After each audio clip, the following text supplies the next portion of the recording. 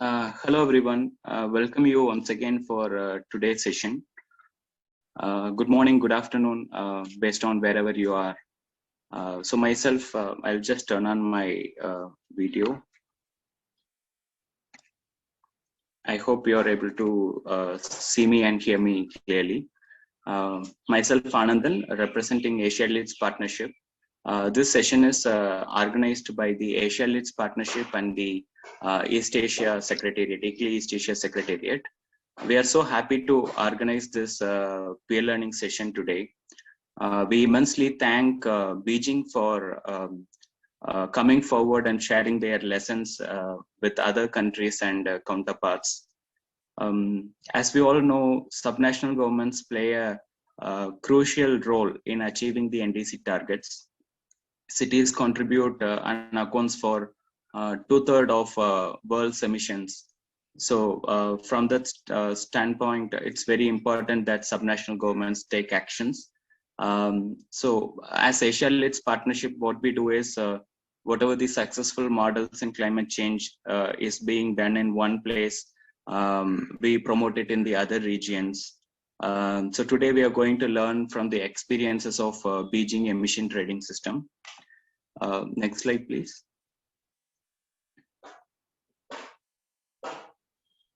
Okay, so this is the agenda for today. We will have a quick introduction about ALP, Asia LEDS Partnership and its activities. Then we will have Italy East Asia Secretariat staffs presenting on the snapshot of Beijing's climate action. This will be followed by the presentation from Ms. Chunmi Lee from Beijing, who will share lessons and experiences from Beijing emission trading scheme. We will then have a Q&A session towards the end. Next slide. Yeah, here are the housekeeping rules for today. This is a screenshot of what you may see. You can just follow the numbers indicated in the screenshot. The number 1 is where you can mute, unmute. And the number 2 is the webcam. You can choose to turn it on when you speak or ask questions. The number 3 is the Q&A box. You're encouraged to send your questions at any point of the session. That will be answered during Q&A session, but we encourage you to send your questions at any point of the session. And during Q&A, you are requested to click the raise the hand icon, the number 4, so that we can allow you to, we will unmute you to enable you to ask questions. And the number 5 is a globe icon that you see interpretation.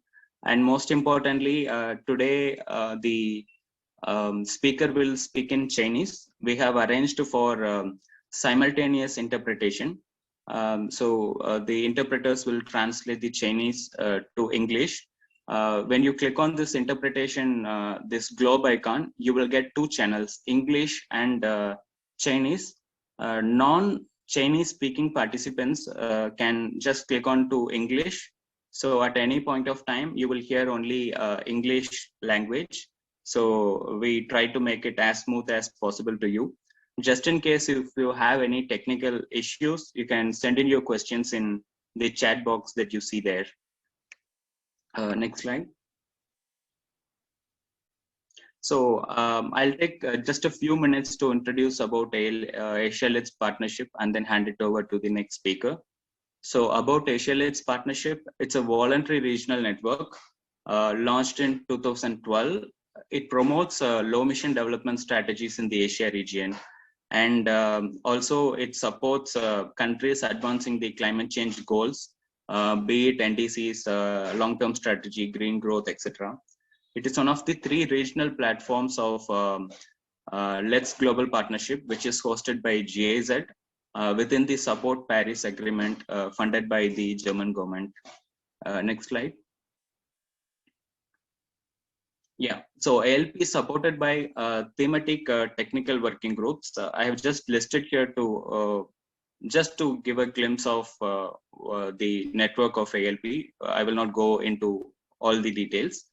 So these are the working groups and the different verticals that Asia LEDS partnership has, say, follow energy, transport, transparency, finance, governance. These are different working groups that that are supporting Asia LEDS partnership. And the geographical scope of ALP is the whole of Asia, including Australia and New Zealand. ALP is hosted by ICLEI South Asia, along with ICLEI regional offices, including East Asia Secretariat. Next slide. So this map shows the membership and the coverage of Asia LEDS partnership. Currently, it has 1,124 members, 45 government agencies representing 14 Asian countries or members of the Asia LEDS partnership. Next slide. Yeah. So these are the key activities, services of the Asia LEDS partnership.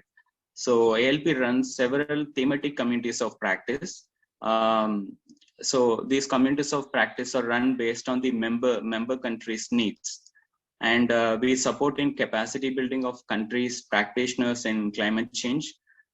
We develop and promote the tools, knowledge, materials, provide free of cost technical assistance to developing countries. And we do organize several networking and training events, peer learning sessions such as these. Next slide. Yeah, currently the ALP has these 5 communities of practice focusing on, namely the finance corp focusing on green bonds and blended capital. We have transport corp focusing on electric mobility. We have energy corp focusing on distributed energy resources and resilient energy systems, economic recovery, and so on. So the corps are mainly member driven. Based on the members' need, the topics or selected activities are also designed based on members' need. This is just to show different work areas of ALP. This specific session is being organized as part of the SNI communities of practice, which mainly focuses on national subnational integration. Next slide. So this is just to show some activities carried out under the subnational integration communities of practice. ALP supports this particular picture shows that some activities carried out when ALP supported Sri Lanka and Bhutan cities to develop climate resilient city action plan. Next slide. This is something important I want to just touch upon.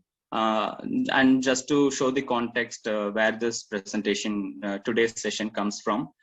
This is a picture from COP25 where ALP organized a side event on multi-level governance with support from the government of Vietnam. Can you go to next slide, please? I'll just, yeah. So in the COP25 event, Ms. Sun Fan from Beijing presented on Beijing city's cap and trade system. That was very well received by the participants, and also we found interest in the Asia region.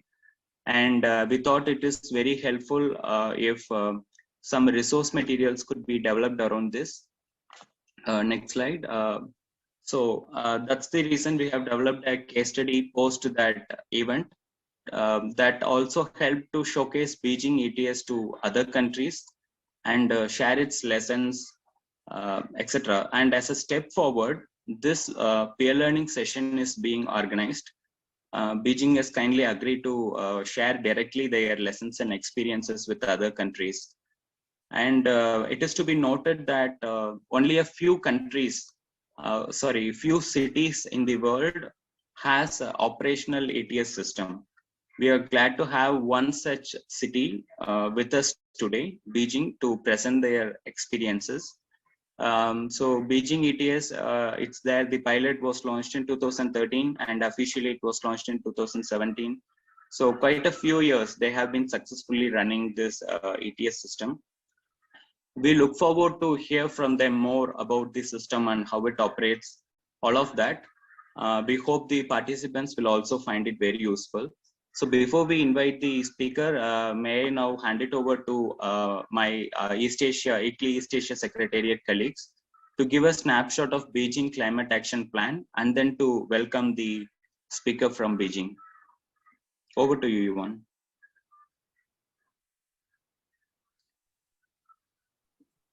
Maybe, so this is Merlin. I can already share my screen, right? Oh, no.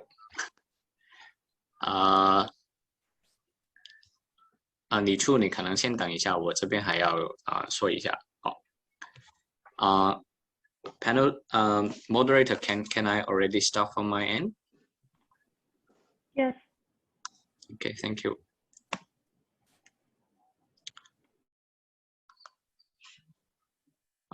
Can people see this? Yes, we can. Okay. 各位领导、专家，大家好。我叫刘敏志，是怡可城东亚秘书处这边的高级项目经理。那我们就是代表怡可城在中国的业务，还有就是韩国的有2个 office 在这个北京，还有这个首尔。那因为今天我们这个环节主要针对的讲解是我们南合作的对象，包括有我们来自于马来西亚、孟加拉、印度、乌兰巴托、蒙古的，还有泰国的一些代表。那我等一下的那个发言主要还是用这个英语去说。好。So once again, thank you everyone. My name is Merlin Lau. I'm from the ICLEI East Asia Secretariat, Senior Program Manager here. So before we actually hand over to the speech to our speaker in Beijing, I think it would be good for me to share a little bit about China and Beijing's action on climate change so that our participants can have a general overview here. So as you can see from the graph, actually China's action started like around 15 years ago from the National China Program. And for those who do not know China very well, it's a very important mechanism that they have the 5-year plan to set target, like quantifiable targets on greenhouse gas mitigation. As you can see, there are 2 specific timelines in here. 2010 and also 2016, they set specific target on reducing the emissions. And you can also see the actually move up. 大家也可以看到呢，实际上，这种真正的变化呢，是在2015年巴黎协议制定之后。那么之后 to the global world, and most of you may have heard like since last year, many countries announced the target of climate neutrality. And as the biggest emitter in the world, China has been very ambitious that the President Xi Jinping at the UN General Assembly announced the target to hope the country will peak around 2030 and achieve carbon neutrality by 2060. So maybe one step is about Beijing. So actually Beijing is one of the biggest city in China with more than 20 million population. And it's very similar to many of the capital cities that their actions have been focusing on building, transport, and energy sectors. And here I would just want to highlight maybe very relevant to our South-South countries is that in China, climate change was actually preceded by a more serious issue, which is air pollution. That's very common in many of the developing cities. So Beijing's approach has been focusing on air quality and take a co-control approach, at the same time to reduce greenhouse gas emissions. And I also want to add a point that maybe Ms. Lee will share more is like Beijing has a good mechanism in a sense that the energy consumption and carbon dioxide or greenhouse gas measurements is actually in a good MRV system that can be also reflected in the ETS. I will not go into detail for this slide because Ms. Lee will actually speak more about this. But basically the way Beijing emission scheme started, as mentioned, was in 2013. And the focus has been on the heavy industries, as you can see here. And then the total amount of allowance are quantifiable.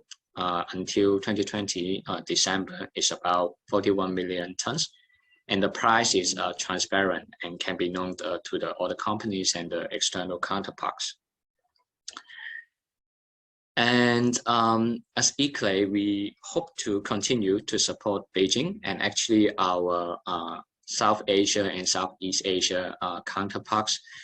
And our cooperation with Beijing has been started on air quality cooperation.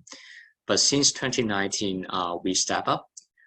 As you can see from the slide, we cooperate further on the ETS system and also showcasing to actually relevant counterparts in the developing countries. And we have finished the case study as our colleagues in the ALP Secretariat mentioned.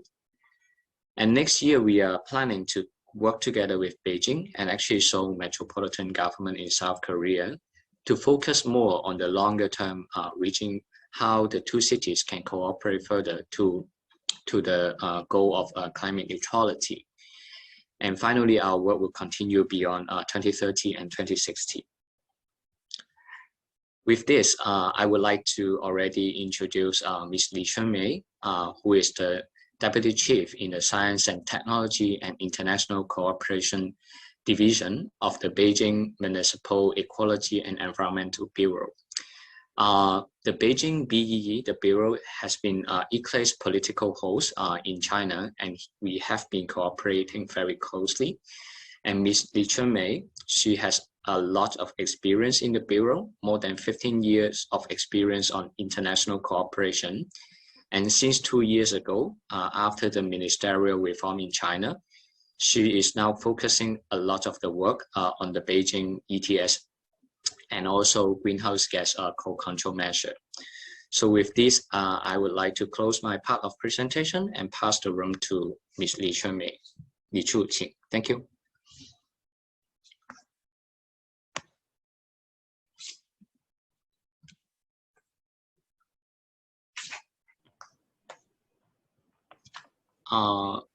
Yeah.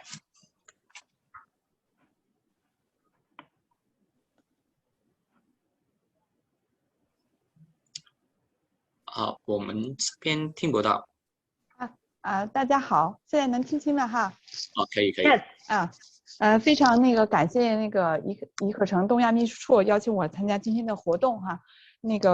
像前面大家也都东亚秘书处的同事也都非常介绍了我们北京生態環境局跟咱们宜可城的东亚秘书处有很悠久的这个合作历史啊，也悠久。 Bureau has a long history, a long tradition of working together with eClay East Asia. And it's a big honor for me to share with you Beijing's experience on emission trading scheme. And here is the outline of my presentation. First is a background. And secondly, practice and experience. And thirdly, eClay asked us to share some of our experiences with other peer cities in the region. So the third part is about our experience sharing.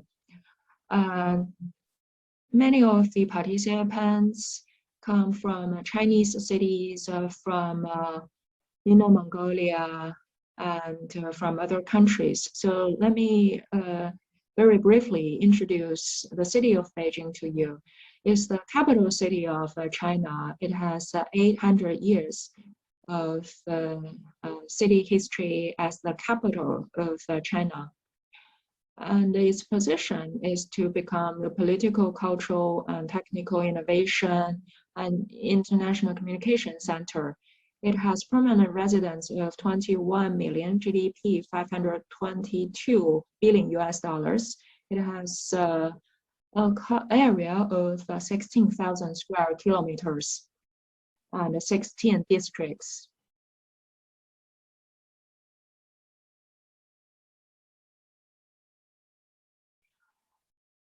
And as you heard, 一般辩论性大会上也提到了，咱们中国要在 Xi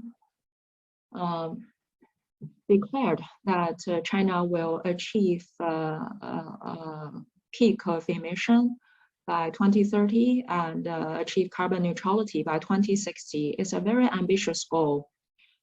And so given this background, now all regions, all cities in China are striving to achieve a carbon peak and neutrality.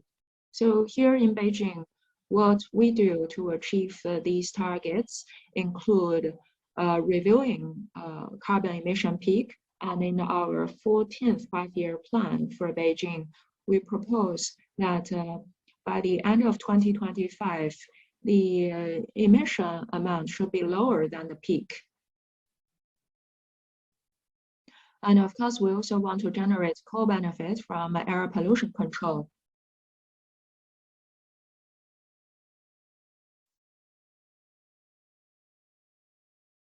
So this is the background information of the ETS system. Now, let me zoom into this ETS pilot project in Beijing. And China planned to build a national ETS by 2020. And 7 provinces and municipalities were chosen to run pilot ETS. So Beijing was very fortunate to be chosen as one of the 7 pilots. In 2012, Beijing started to design its ETS system. In 2013, the trading actually started.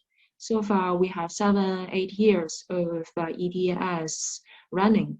So by far, we find that ETS in Beijing is very efficient and very productive in reducing carbon emission.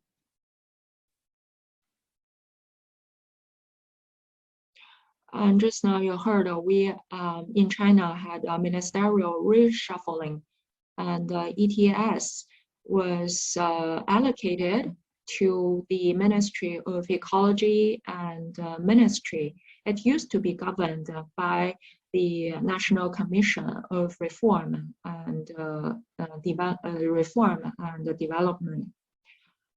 But after the reshuffling, it's now governed by Ministry of Ecology and Environment. And we also did some fine-tuning for the ETS after that. And I was informed that one of the participants is very interested in legislation on ETS. So I will spend some time talking about this top-level design, including legislation. We call it 1+1+N to describe our top-level design. And you can see at the bottom here, usually we need to legislate on ETS, but in China, in Southeast Asia, East Asia, carbon emission, climate change are actually a new component of government responsibility. Therefore, legislation was very difficult at the very beginning. ETS was proposed and established in 2012, 2013. But still, so far, China doesn't have a law specifically governing climate change. Of course, the ministry is trying its best to enact such a law, but so far we haven't seen the enactment of such a specific law. Another matter or challenge is that if enterprises are not willing to buy quota, when they don't have sufficient quota, we must have very effective penalties. However, without legislation, without national legislation, what we can do, how we can enforce penalties. So we spent about 2 years with the municipal government of Beijing to formulate a local law, which was approved by the local National People's Congress. And as I said, there are 7 pilot cities, but only Beijing and Shenzhen have local legislation on ETS. And after 7 or 8 years of ETS running, we believe that cities with local legislations perform much better than those who don't have local legislation on ETS. And the legislation proves to be the most important foundation for ETS. Of course, if neighbor cities or our peer cities in Southeast Asia plan to build your own ETS, the first step is to have the right laws in place. And in Beijing, we need to control the total cap of emission, and those with emission above 5,000 or 10,000 tons of emission should be covered by ETS. And but how to set up the right threshold for the enterprises to be covered by ETS? And that's why administrative measures on the design, on the management, on quota were formulated or all covered by those administrative measures. And these measures enabled the ETS to be more operable.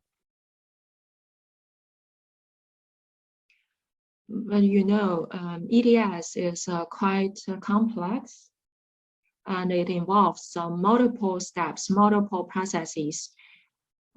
For instance, for different sectors, for power sector, how to determine the quota for power companies.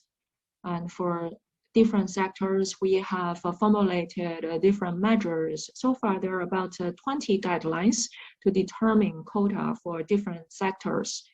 And all these documents could be found on the website of Beijing Ecology and Environment Bureau. And you can visit our website to access these documents. And here are the 6 processes of carbon market management. And the first is reporting. And the emitters need to report as required in those legislative or administrative documents to report to the Bureau.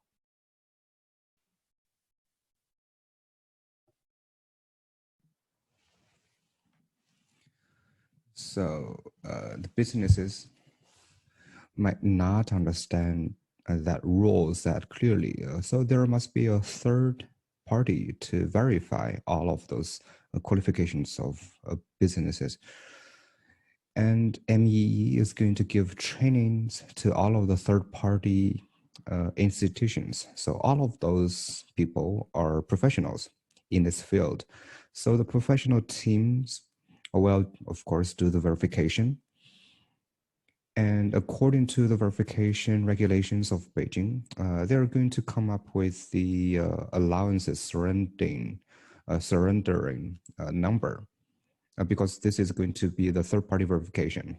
The third part is going to be the work of government. And so every year, the government is going to issue allowances based on the allowance calculation methods.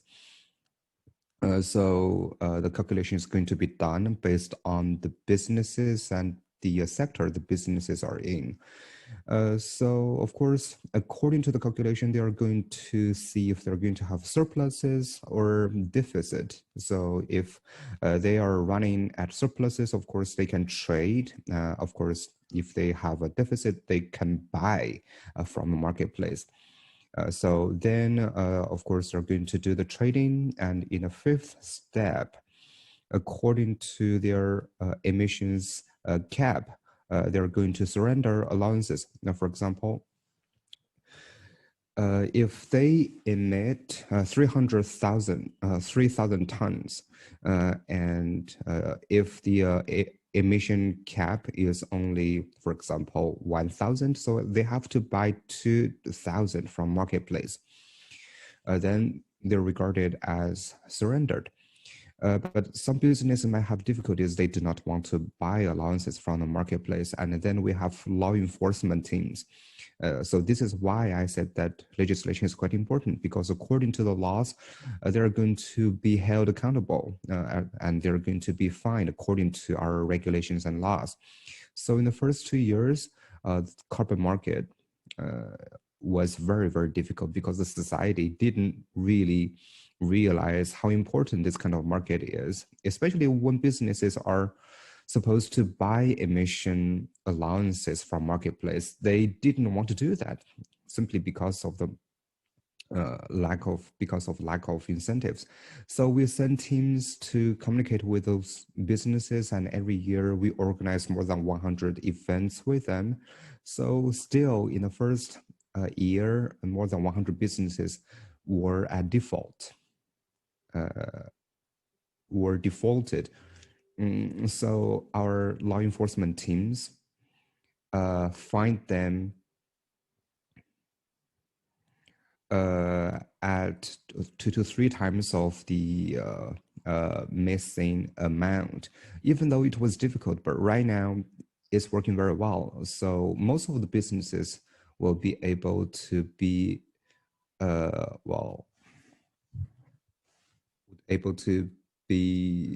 abiding. So that was then I'm going to talk about the general picture of this market. Entities back in 2015, in order to make sure that our management could be more detail oriented, so we did some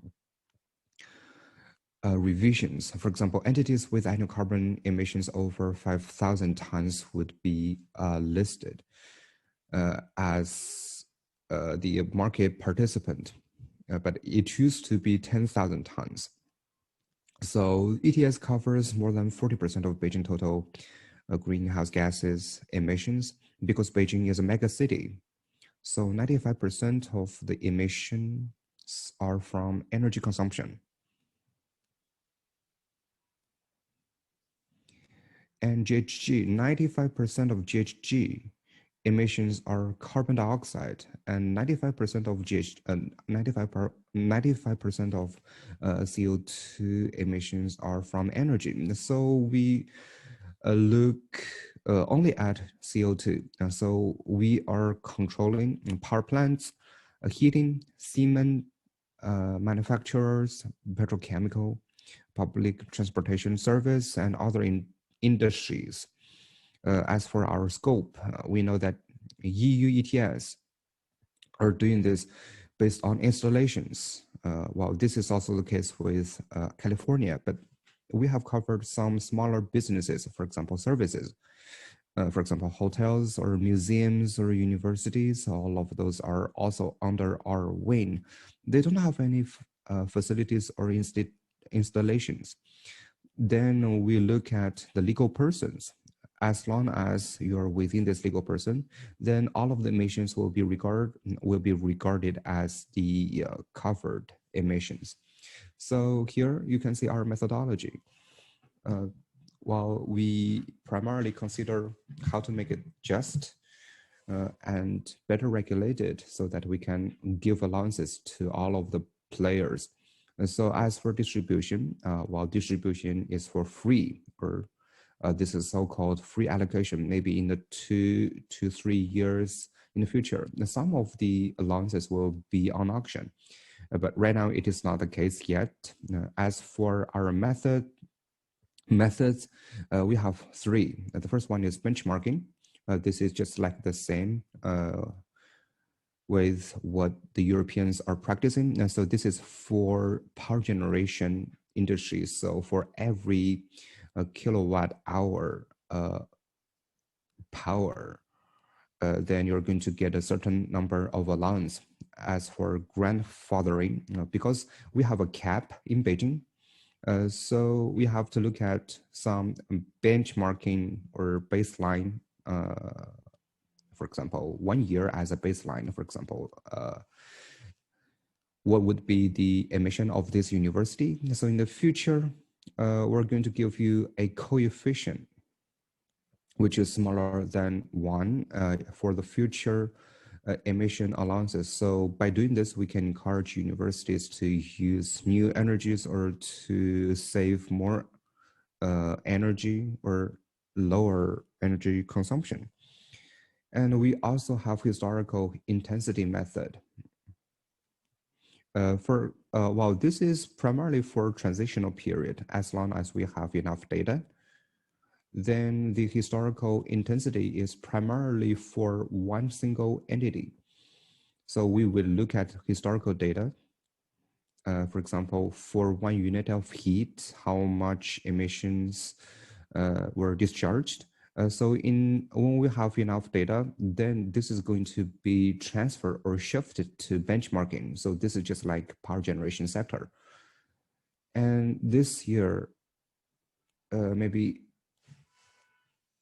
for example, the heating industry, which used to use historical intensity method, will use benchmarking. And this is going to make things fairer because everyone in one business is going to use one standard. And this is going to make sure that businesses are more efficient. As long as businesses are efficient, they're going to have some surplus and they can get more margins from the marketplace trading. And they are incentivized to use more innovative methods. If we use CAP to give allocation to some university, one university, once expanding the territory, is going to have more emissions. Of course, we allow some additional emissions, but the additional emissions will be controlled within very narrow range. So by doing this, for businesses, the cap or the capping will be kept pretty efficiently. Well, in order to make sure this marketplace is liquid enough, so after allocating allowances to businesses, and when they're surrendering their allowances, they're supposed to use 5% of offset credits. So what are the offset credits? For example, local forest sink, or cross-regional forest sink, or CCER, or low carbon transportation reduction, etc. So all of these are going to be regarded as offset credits. So as long as they have this kind of green products, the products can be sold in ETS system. For example, one business is supposed to emit 1,000 tons, and they are supposed to use 5% of offset credits. So this kind of offset is going to make sure or make it easier for businesses to be compliant. And so apart from offset credits, well, apart from, for example, carbon sink and others, there are other categories of offset credits. For example, as I said, well, in Beijing, we have low carbon transportation. For example, businesses are encouraged to register in a green transportation membership. So if you ride by subway or public transportation or by walks, by foot, then we're going to calculate how much carbon emissions you're saving.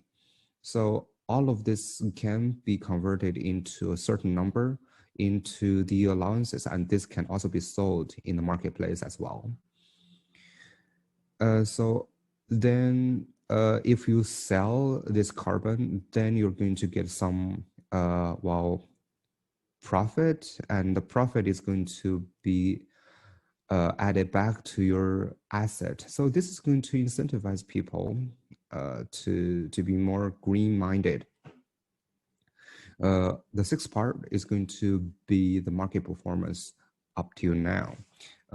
Well, starting from October 2013 all the way until now, you can see, well, we have already traded 68 million tons of carbon allowances, and right now its worth is at 1.9 billion yuan. As for the prices, the transaction prices,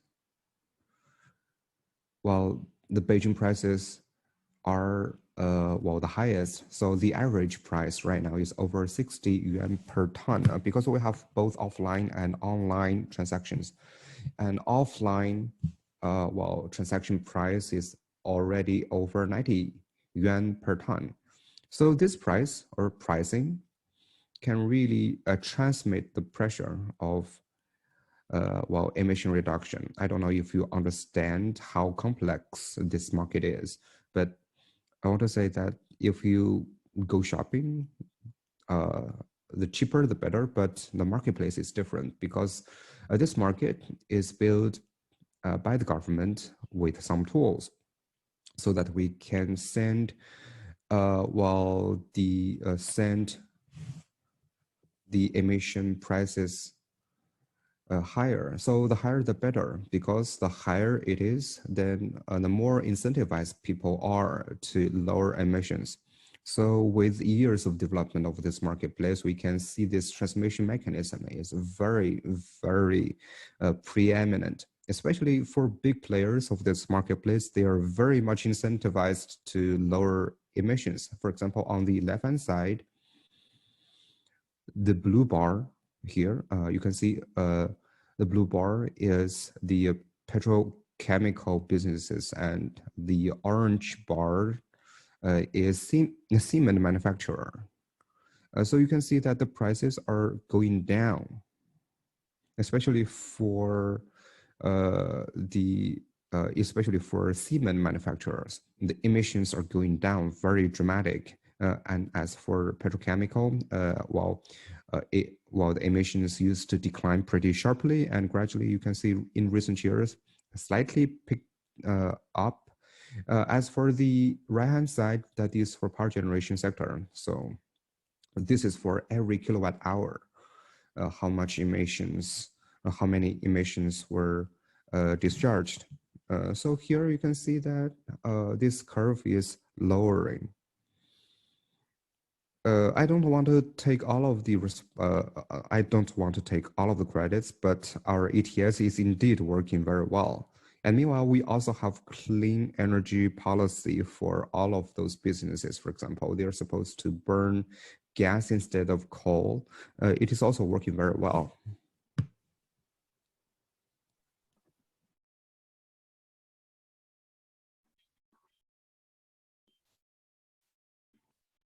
Besides big power plants, I also want to share with you that with a high carbon price, what those big emitters have done. For instance, for Sinopec Yanshan Petrochemical, it spent about 40 million RMB to purchase quota because this company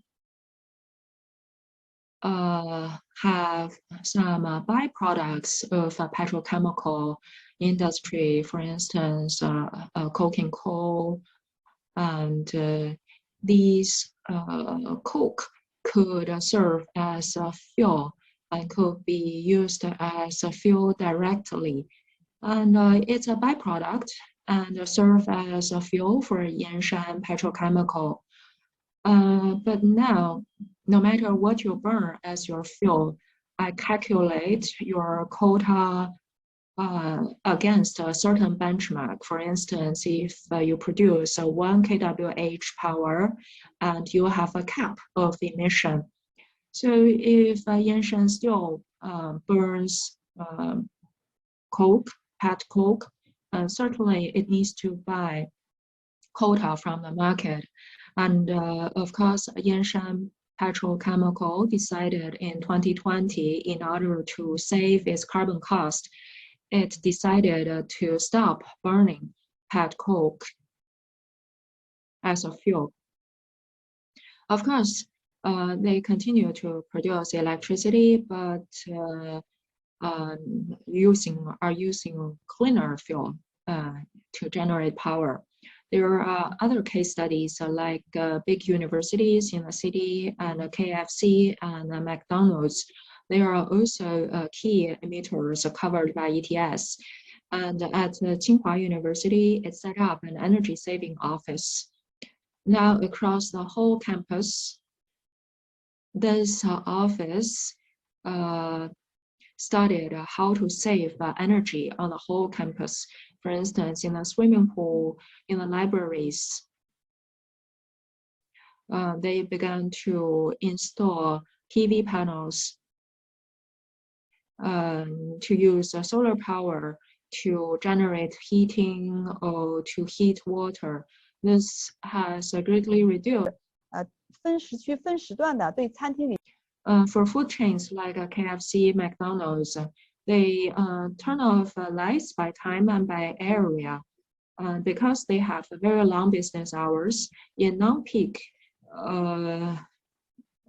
time slots. For instance, at 3 o'clock in the afternoon, about 75% of the business areas actually don't have their lights turned on.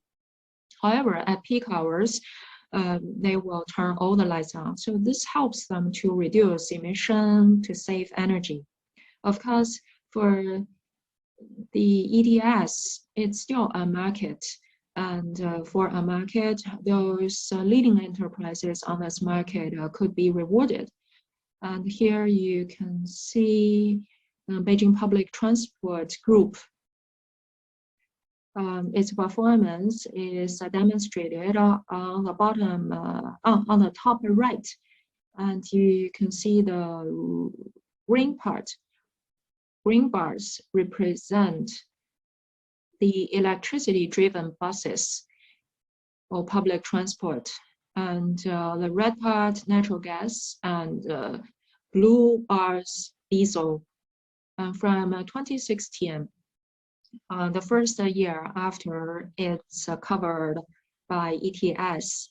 At that time, most of the buses of the group were driven by diesel, and but gradually they increased the percentage of vehicles driven by natural gas and electricity. And the carbon emission per kilometer actually dropped significantly, as you could see at the bottom right. From 2016 to 2019, the carbon intensity dropped by 50%. In 2020, you can see that the blue bar at the bottom right represents emission, and the red bar's quota. In 2016, they had a quota deficit, and gradually they began to see a quota surplus. In 2020, the market value of their surplus quota was about 3 million RMB. So it's a big reward for this public transport group. Another case study is State Grid, Beijing Electric Power Company. And in China, we have a lot of state-owned enterprises. State Grid is one of them, and all the power grids are actually built and maintained by this company in Beijing. And at the very beginning, this State Grid, Beijing Electric Power Company, had to buy quota on the market. And as a state-owned enterprises, it had the responsibility of reducing its carbon emission. So this company began to assign dedicated staff to monitor the power grid network in Beijing. And they prioritized energy saving in their business portfolio. And you could see the data here. The grid line loss rate dropped from 6.77% to 4.32%. This is an important energy saving indicator. And on the carbon market, because of these measures, this company has seen a rising carbon quota surplus. And the market value now of their surplus quota is about 30 million RMB.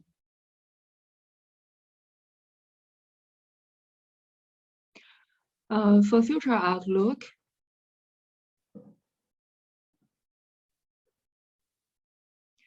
now, the key emitters in China are very conscious about energy conservation and emission reduction. In the future, we will do more to improve the awareness of these emitters, and so as to turn more of these emitters into low or zero emitters. Now China is planning to roll out its ETS system across the whole country. For a big country, for numerous sectors, we need to set up ETS. But for the first step, there will be an ETS for the power sector, since it's not a sector that differentiation across different regions is too pronounced. And for Beijing, we know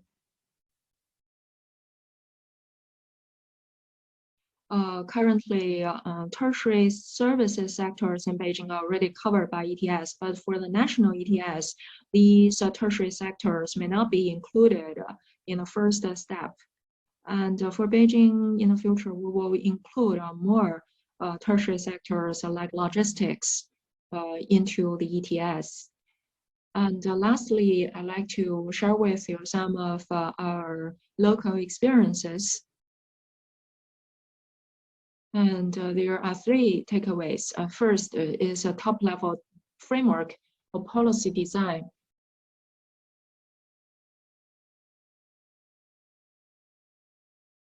And secondly, you need to start from priority sectors, which has a clear regulation standard. Thirdly is to strengthen capacity building. And first, top-level design. I already talked about legislation. Based on our 7-8 years experience of ETS in Beijing, we believe that our success can be actually contributed to or attributed to a solid legislative foundation.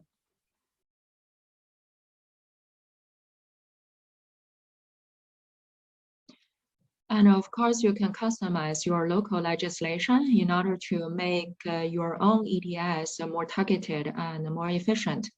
And secondly, the priority sectors for ETS, how to select the sectors that could be covered by ETS first.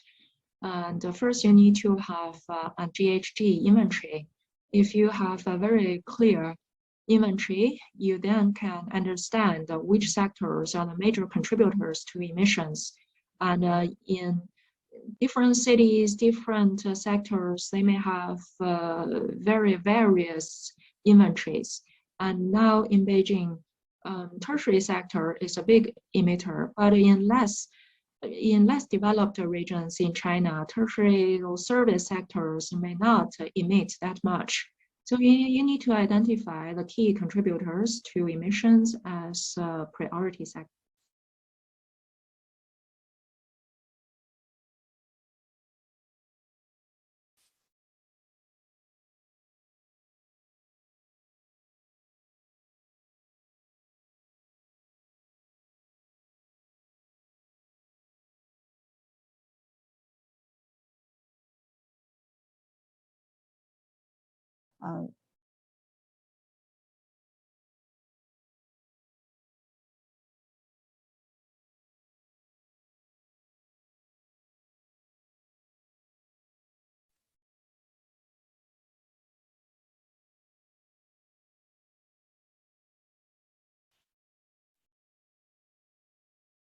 I'm very sorry.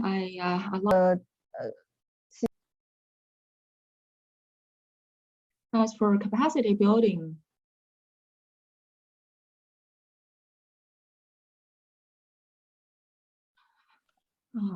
we require a designated. Yeah, in between we lost you, Ms. Chungmi, the previous slide.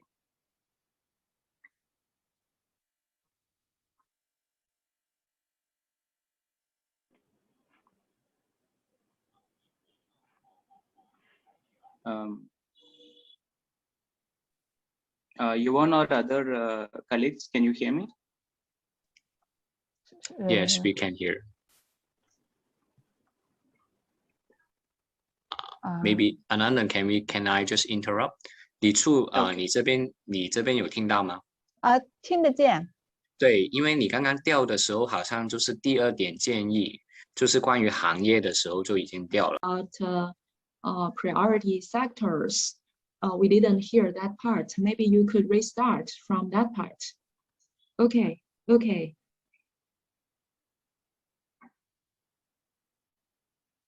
Let me share my screen.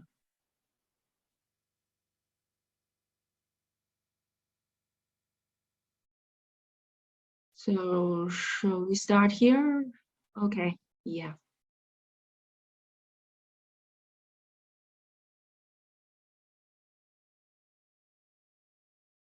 You need to work out your local inventories and to identify the key emitters in your own region. Of course, these priority sectors may vary across regions. For instance, in Beijing, it's power and service sectors. Of course, it depends on your local economic development stage. And then after selecting those priority sectors, you can start to kick off your ETS and then collect experiences and then gradually roll out to more sectors in your own city. And the third part is about capacity building. The first is about staff. And there are 3 points. The first is at the enterprise level. We suggest that a special or designated staff should be assigned to take charge of carbon emission and trading, because every year the emitters need to submit their emission reports. So these staff need to work on that, and we provide training for them. And there should also be independent consultant teams. The carbon emission accounting, sometimes maybe you need to rely on third-party consultants.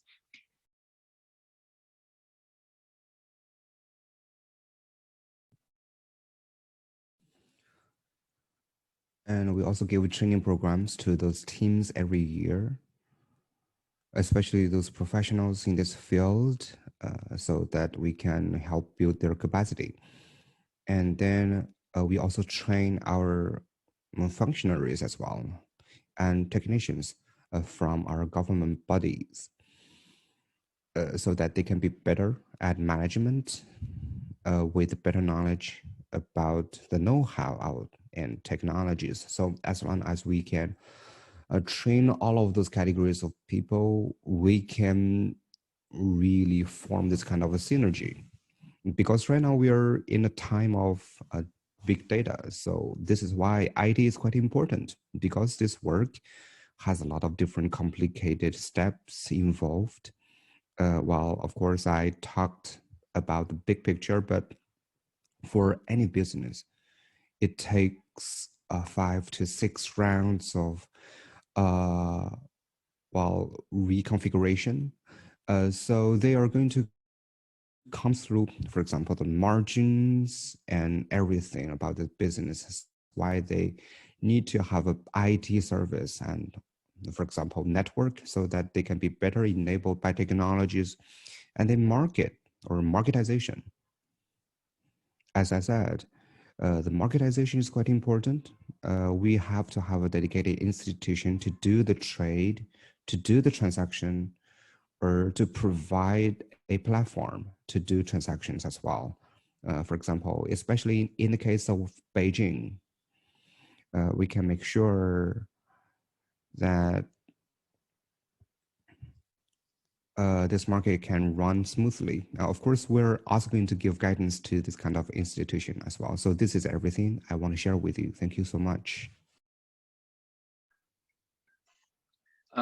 Yes, thank you so much, Ms. Lee Junmei, for sharing the experiences from the Beijing ETS. That was very insightful. And we are now open. We open the floor for discussions now. If the participants have any questions, we request you to please raise the hand. Click the raise the hand icon. While you raise the hand, I think we have a couple of questions in Q&A box. One is about the barriers. If you could share some insights on the barriers, Ms. Lee Chunmi.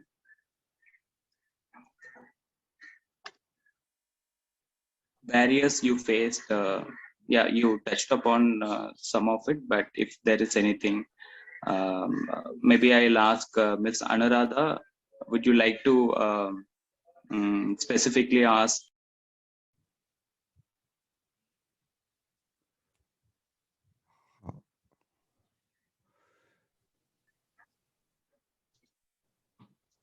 Okay.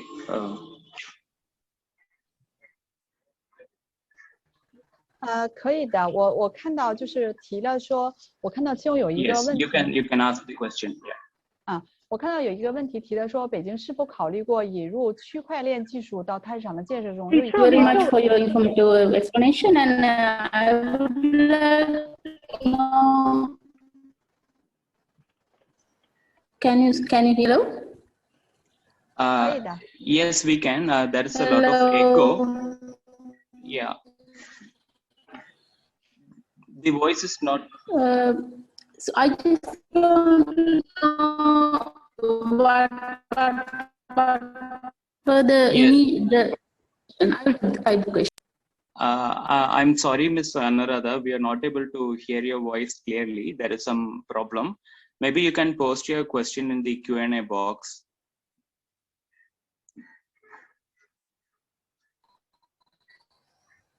So while we receive the question,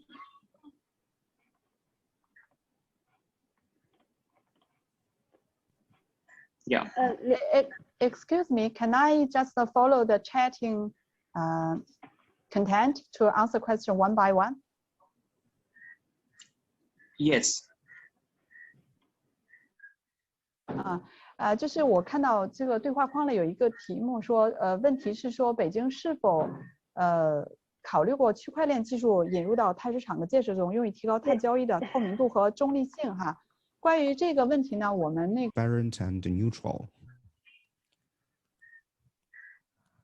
Indeed, well, in the past 7 to 8 years since the inception of the market, we are considering to build a new system.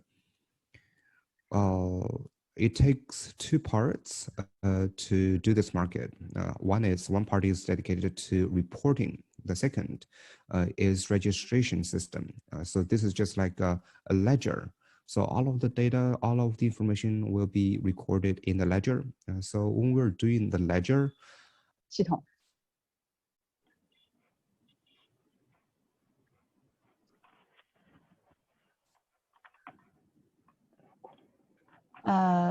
然后第二个问题呢是说，问一下中国是否有一个统一的一个标准化的一个措施报告，就是 MRV 这样的一个系统，在各个省级的，在省级范围内或者是在国家范围有没有这样一个 MRV 的系统这个是肯定有的哈，每个菜市场的这个工作都是要建立这个。Because all of the ETS must be based on MRV systems. So I'm going to talk about Beijing MRV system itself. I already talked about it just now. So for example, we have, I believe I also talked about that 1 plus 1 plus n. So that is about MRV. Well, MRV is also done based on different verticals or different industrials, because there's one thing that is about monitoring. Well, so M is monitoring. So the report is also based on different industries because different industries follow different patterns. So for different industries, we have different standards. And as for verification, we have a verification mechanism, how to do that. We also have steps to follow to do the verification and how to come up with a verification report. We have specifics with that regard.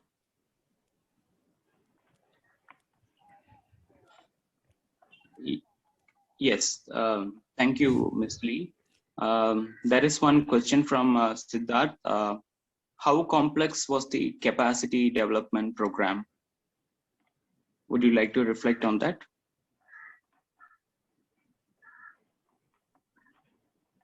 李助能力您这边建设是指人员、IT 系统，还是说哪个方面呢？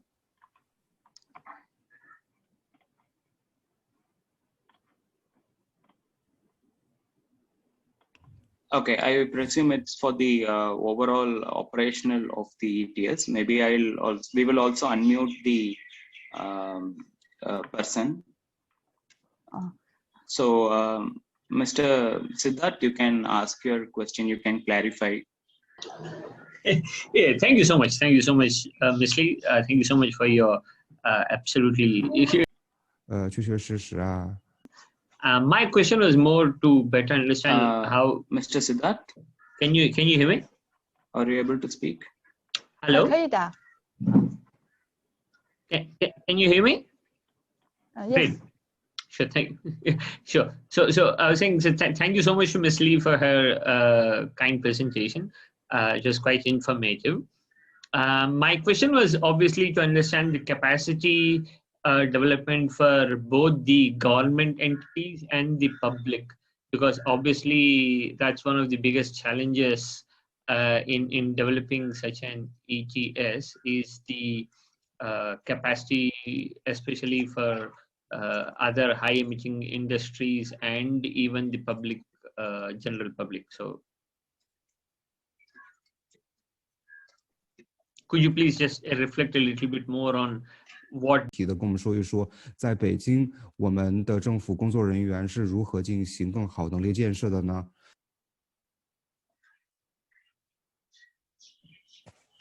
OK， Thank you。 那个是这样的哈，就是北京市可能确实有一个得天独厚的这个优势啊，因为北京市是 advantage because Beijing itself is the capital city of Beijing. And we have the very best universities here in Beijing. So we have a lot of, very premium human resources. And so at the very, starting moment, of course, we organized some trainings already with some expert scholars who are the top-notch scholars and experts in this field, because they have already studied for quite a long time. Because when it comes to carbon market, even though every country is supposed to have supposed to have market, but with different governance structure, the market might be very different in their designs. So experts are very, very practical. And then back then we had meetings with experts and scholars for more than 14 hours, all the way till midnight. So we talked and negotiated for months on end. We began to design this marketplace. But to start with, we did have a lot of issues when it comes to MRV, even though it's just like 3 letters. But when it comes to 非常大的。 而且企业它的认知程度 will be very challenging for different businesses and different entities, and especially in early period, for example, in the first 1 to 2 years, government officials are working together with experts and scholars. So after this 1 to 2 years, after the framework is set down, then we can go to more details. We can be more specific. We can have more discussions on some specifics. And then my understanding is that carbon market itself is very international by nature. And this mechanism well, has some financial aspects to that. So for a lot of regions who are doing the market, carbon market, they are primarily done by, for example, environmental protection agencies. They know what businesses are doing, but they don't know that well about financial sector. So this is why we must bring financial professionals and experts and decision makers to our discussion, to our table, so that they can share a lot of ideas with us as well, so that we can better manage this whole market. And every year, Beijing also organizes 3 training programs. Sometimes the programs can be short, for example, just 1 day, but sometimes 3 days.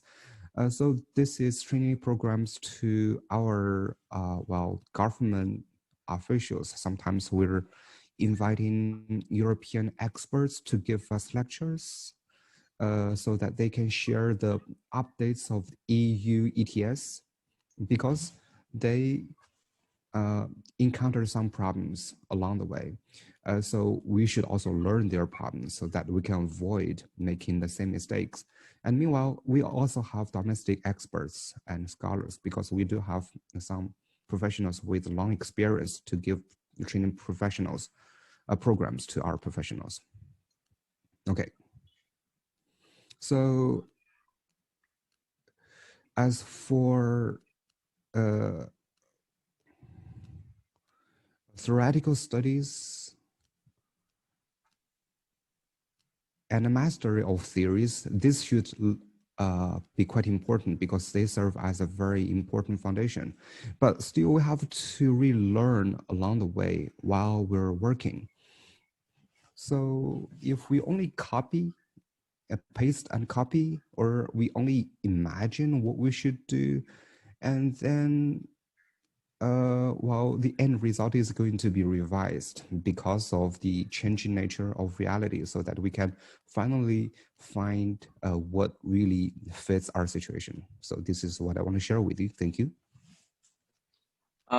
Yes, thank you so much. There is one other question from a participant. I'll just read it out. It's in English. Can companies purchase carbon credit from the market other than China, or through CSR activities like planting trees at other countries to 比如说这个企业在其他的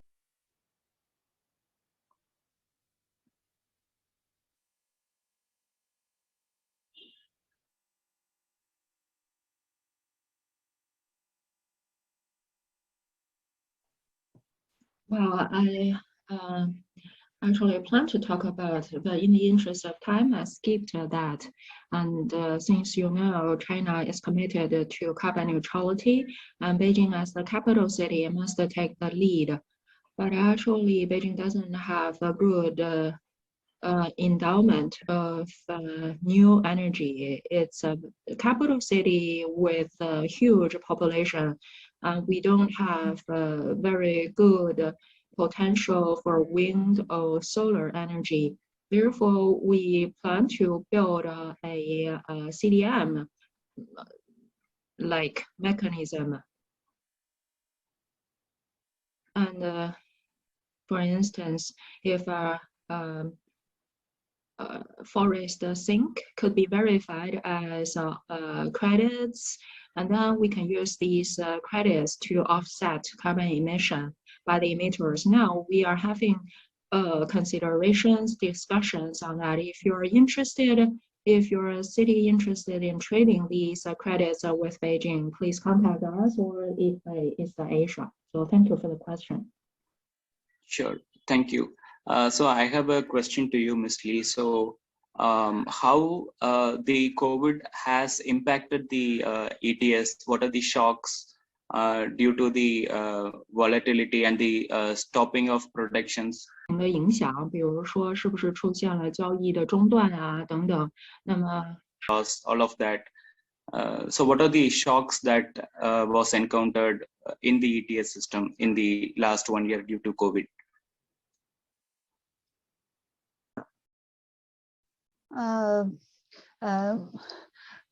目前为 So far,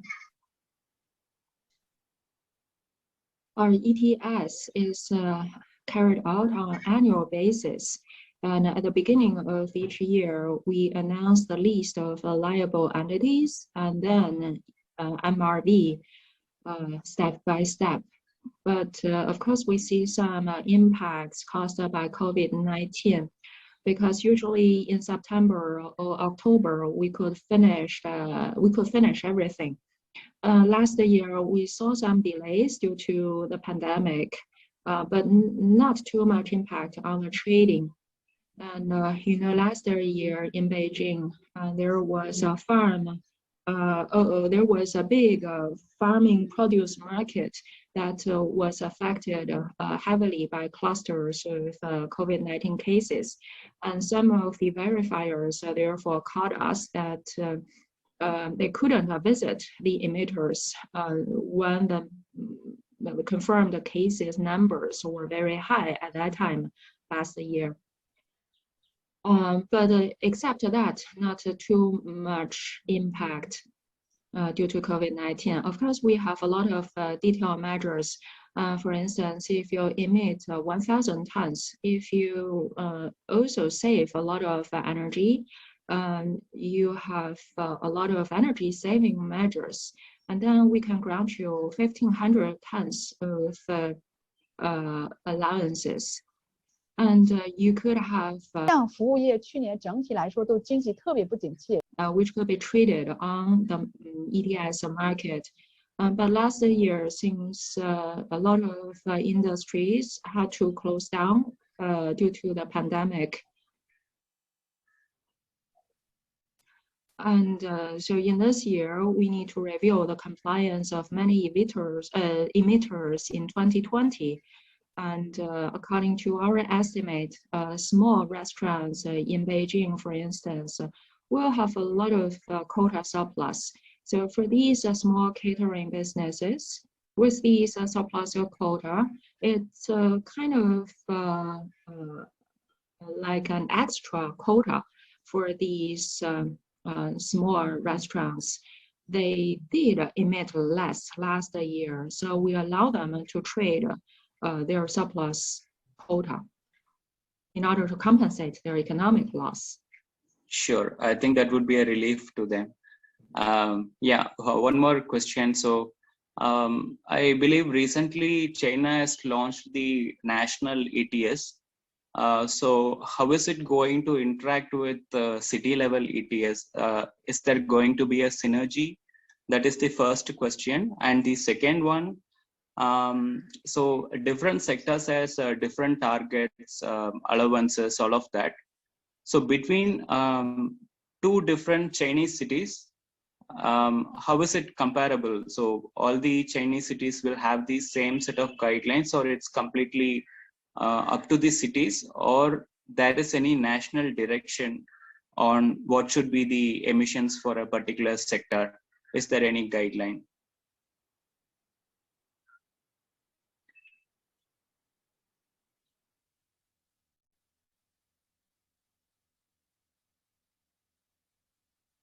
Well, thank you for your question. And you already know a lot about our national ETS. As I said, at the pilot stage, each city runs its own ETS system, or MRV. But at national scale, local or regional ETS will be left aside for a period of time because there will be a national ETS, and we benchmark the whole country against the consistent standards, national standard. But when allocating quota, we allow to have a coefficient less than 1 for different enterprises or different sectors. And this coefficient was first and most strongly proposed by Beijing, because Beijing wants to achieve a peak of emission ahead of the whole nation. So we have a huge pressure here. lot of the local emitters already have a surplus quota in Beijing. It's good news for the local businesses because of our regulation, because of the corporate efforts to cut emission. However, across the whole nation, if there is a national ETS system, the allowance given to the whole city will surely be much higher than what we set for ourselves now. And we don't want to see the rebounds of emission in the national ETS. And for instance, for power sector, we will impose a coefficient. If the power sector could be given 100 tons of emission in Beijing, the coefficient will be 0.95. It means in Beijing, power sector could only emit 95 tons of carbon. As I heard, many pilot cities or provinces plan to impose such a coefficient. But this is just one different measure for the national ETS, but for everything else, the standards, the practice will be the same. Sure. Thank you so much, Lee, for the insightful answer. And I would request if any of the participants have any further questions, you can please raise the hand. I think there is one question in Chinese. I will request you want to read it out in English. 是的，李处这边有一个中文的问题，他的问题是说，就是北京的碳交易市场机制是否有考虑由于碳移转引起的区域协同或者区域补偿机制，比如北京的电力购买不部分来自内蒙古或者是其他周边的腹地？谢谢。 Whether the emitters in Beijing could purchase a quota from other regions like Inner Mongolia to generate regional synergistic effects. Well, I actually try to understand this question. I'm not sure if I understand correctly. It's about regional compensation. For ETS, we know for Inner Mongolia, we have arranged a compensation for neighboring provinces. As I said, besides surplus, besides a quota, for instance, in Inner Mongolia, they have very good natural endowment for solar. If there is a solar power plant, and then they can actually trade the offset credit on the Beijing ETS. In my impression, it seems that about 70 tons of emissions as offset credits are traded in between Beijing and other regions. Sure. Thank you so much, Ms. Lee. We are just left out with 4 more minutes. We will wrap the session now. Before that, we have a few closing remarks. After that, we will wind up. But if you have any further questions, we request you to kindly send it to ALP Secretariat. We will share the email ID, so you can please reach out to us. We take this opportunity to immensely thank Ms. Lee Chunmei, Beijing, for sharing their lessons and experiences. We also thank participants for your time and support. We hope you have found the session very useful and you are able to put it to use in your work. If the government entities attending today, if you have any requirements, say technical assistance, or need any further information on today's session or any of the COPs that we indicated, you can please write to us. You can also join ALP Communities of Practice or any of the other communities of practice of your interest by following the sign up link given here. We will share it in the email as well. Finally, we request you to take a couple of minutes after this to complete a post-webinar survey that will help us to improve the services and serve better. Thank you once again to all of you. Have a good rest of the day.